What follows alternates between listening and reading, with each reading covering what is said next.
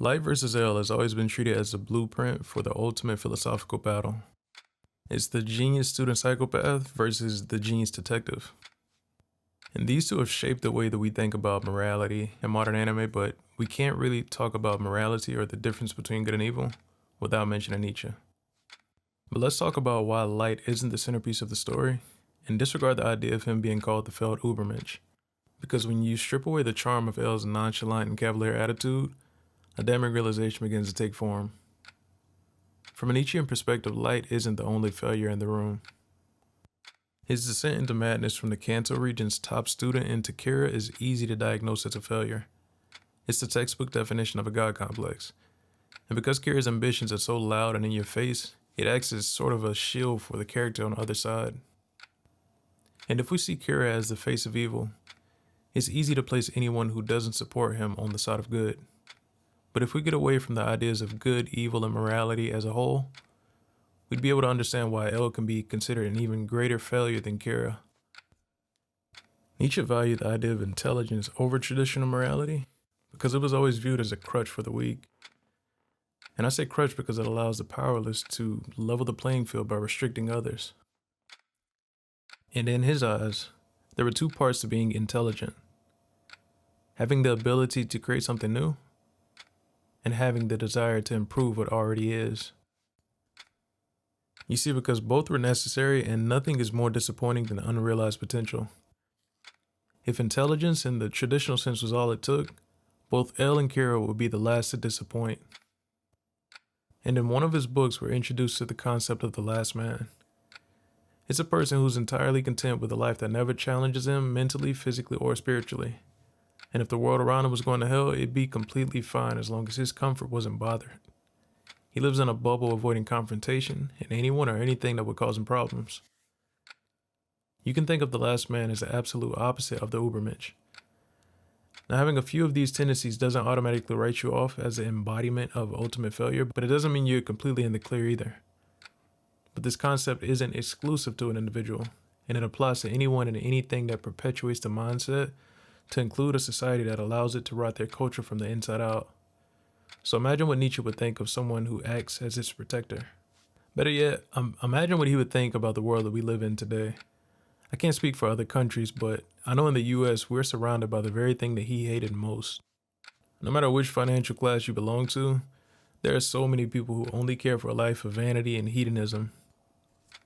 We live in a world where being homeless and starving is less important than buying into the latest trend, just so we don't feel left out by complete strangers. But when you really think about it, this mindset doesn't just lead to a decaying society. It also leads to a decay of the human spirit. Because when a person lives without discipline or goals and they only seek pleasure and comfort in life, it's easy for them to become a victim of passive nihilism. And nothing matters more than the things that make you feel better when life becomes too difficult. You start to turn to cheap distractions and drugs to relieve you of the responsibility of fixing any of the problems in your life. And dopamine becomes the great equalizer when everything starts to feel meaningless. The ultimate bystander is born as you wait for someone else to solve every problem that pops up. And when everyone starts to think like this, the population becomes ripe for tyranny.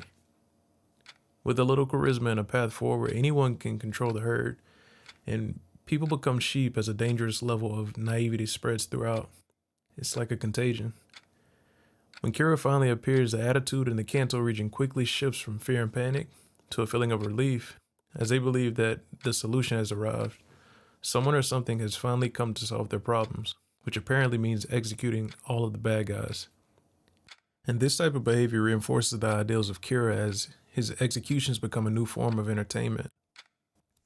But from the outside looking in, not much has really changed for the people. Sure, you might get rid of the local thief, but the real problems in your life remain the same.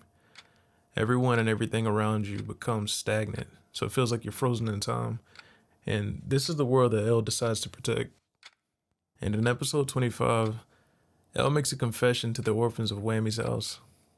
It's an admission of guilt designed to deter the next generation from aspiring to be like him. He says, "It's not because I'm righteous. I do it because it's my hobby. If you look at it by the laws of society, I am a criminal who's committed many crimes myself. I only solve cases out of my own self-interest. I am a cheater who hates to lose. He also admits that he only takes the cases that are a challenge to him. If it doesn't spark his curiosity, he won't touch it, regardless of the severity of the crimes. You're familiar with the idea of the Ubermensch, so you understand that this is a direct opposite of everything that Nietzsche would admire in a genius. L has all of the qualities to become the perfect man and to evolve society, but his love for sweets and comfort is the only thing that's more important than a tough puzzle. And like we mentioned earlier, intelligence isn't just about raw problem-solving abilities. It's about using that gift to pursue goals to enrich yourself and those around you, ultimately creating a better world for everyone. Because unrealized potential is the greatest tragedy and the worst gift that a genius can give back to the world. And in the case of Kira versus L, Kira was at least attempting to transform society into a seemingly better version of itself. L couldn't care less if anything changed at all. He just wanted to be the one to catch Kira to feed his own selfish ego. That doesn't diminish his genius, but it does expose his character flaws and his desire to win at all costs. And with that being said, we have to discuss tyranny to understand how it takes control of a society. Tyranny isn't always the top-down oppressive rule from a cruel dictator or an unjust government. It should also be viewed as the dangerous status quo that opposes any type of change. Today we might label this as progressive ideology, but this isn't just a political conflict. It can take many forms to include the idea that there is a roadmap for what should be considered a successful life. We hear things like go to school, get a trade, and what you're doing won't last forever. And in some situations, these statements are genuine because the person wants the listener to take heed and to have a good life. But don't be naive enough to believe that it's always the case. Some people hide behind these phrases to mask their jealousy and envy. All of this resistance to change creates a metaphorical shadow around society, similar to the crabs in a bucket mentality. And regardless of what's going on around us, we're content. But as soon as someone tries to climb out of the bucket or step outside of the shadow, we have to rein them in. It disrupts the lifestyle that we're comfortable with, and it once again reinforces the concept of the last man. It allows the status quo to impose itself without the need for a physical oppressor. The herd keeps the herd under control with a passive cycle of boredom and distractions.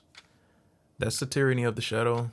It's the reason L isn't the savior that society needs, and it's the reason Nietzsche would despise him rather than praise his genius.